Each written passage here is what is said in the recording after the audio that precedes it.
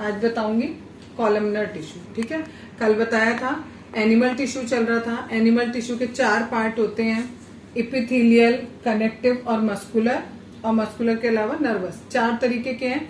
Epithelial में 4 type होते हैं, स्क्वामस, क्यूबॉइडियल, कॉलमनर और स्ट्रेटिफाइड। ठीक है, स्ट्रेटिफाइड।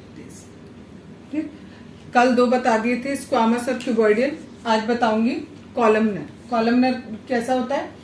पिलर लाइक स्ट्रक्चर होता है, लंबे लंबे होते हैं, जैसे कॉलम्स बनते हैं। ठीक है, जैसे आप कॉलम बनाते हो इस तरीके के लंबे लंबे कॉलम्स होते हैं। कहाँ पाया जाता है? Found in lining of stomach. Stomach की लाइनिंग में, स्मॉल और लार्ज इंटेस्टाइन में पाए जाते हैं। और जो हमारा रेस्पिरेटरी ट्रैक्ट होता है उसमें छोटे छोटे सीलिया होते हैं। सीलिया मीन्स छोटे छोटे बाल जैसा स्ट्रक्चर होता है, वो होता है। वो जब मूव करता है तो हमारी नाक के अंदर जो मुकस होता है वो आगे आगे बढ़ता जाता है और पूरा रास्ता जो है वो क्लियर होता जाता है। ठीक है, तो क्योंकि यहाँ पर सीलिया होते हैं इस रेस्पिरेटरी ट्रैक्ट में, तो इसलिए हम सीलिएटेड इपिथेलियल टिश्यू कहते हैं। नेक्स्ट है स्ट्रेटिफाइड स्क्वामस टिश्यू। ये skin epithelial cells are arrange in a pattern of layers. कह रहे हैं जो स्किन का इपिथेलियल टिश्यू होता है वो लेयर्स में रहता है या फिर कोई एक पर्टिकुलर पैटर्न बनाता है, उसमें अरेंज होता है, उसे हम स्ट्रेटिफाइड स्क्वामस कहते हैं। बहुत थोड़ा सा इसके बारे में है आपकी बुक में, इतना ही, केवल, ज्यादा नहीं है। बड़ी क्लासेस में जाओगे तो डिटेल में आएगा सारा, अभी जितना है केवल उतना कर लो आप। ठीक है, अब इसके बाद एनिमल टिश्यू का दूसरा टाइप बता रही हूँ, दैट इज कनेक्टिव टिश्यू। ठीक, tissue that support, protect and give structure to other tissues और ऑर्गन्स। ऐसा टिश्यू जो बाकी सारे टिश्यू को या फिर ऑर्गन्स को क्या देता हो? सपोर्ट देता हो, प्रोटेक्ट करता हो या फिर स्ट्रक्चर प्रोवाइड करे, उसे हम क्या कहते हैं? कनेक्टिव टिश्यू कहते हैं। अभी जब इसके टाइप पढ़ाऊंगी तो और अच्छे से क्लियर होगी इसकी डेफिनेशन। पहला है ब्लड। ब्लड क्या करता है? It helps in transportation of many substance like gas, hormones etcetera. ये जो आपका कनेक्टिव टिश्यू है उसी का एक टाइप है ब्लड। ब्लड भी हमारा एक कनेक्टिव टिश्यू है। कनेक्टिव का मतलब क्या होता है? कनेक्ट जो करे।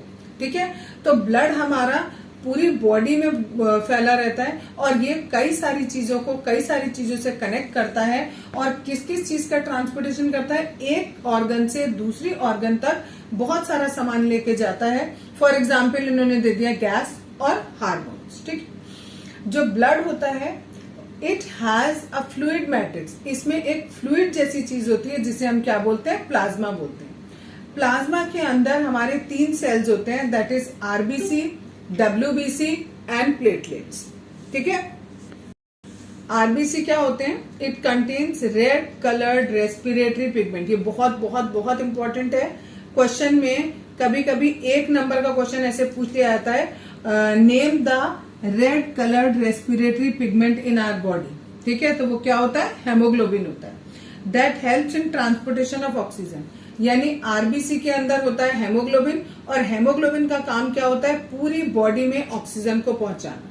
ठीक, दूसरा है डब्ल्यूबीसी। डब्ल्यूबीसी क्या होता है? ये हमारी बॉडी में जितने भी जर्म्स होते हैं उनसे हमारी रक्षा करता है। हमारे शरीर को, सपोज करो आपको बुखार हो गया, ठीक है, बुखार हो गया तो बुखार से कौन फाइट? जो बुखार के जर्म्स होंगे उनसे कौन फाइट करेगा?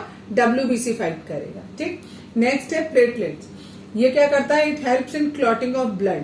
सपोज करो आपके कहीं चोट लग गई, चोट लगती है तो खून निकलता है। ठीक है, आप किसी चीज से उसे दबा देते हो, कभी कभी आप नहीं दबा पाते हो, लेकिन फिर भी आप देखते हो थोड़ी देर तो खून निकलता है, उसके बाद खून क्या हो जाता है? बंद हो जाता है, अपने आप ही बंद हो जाता है।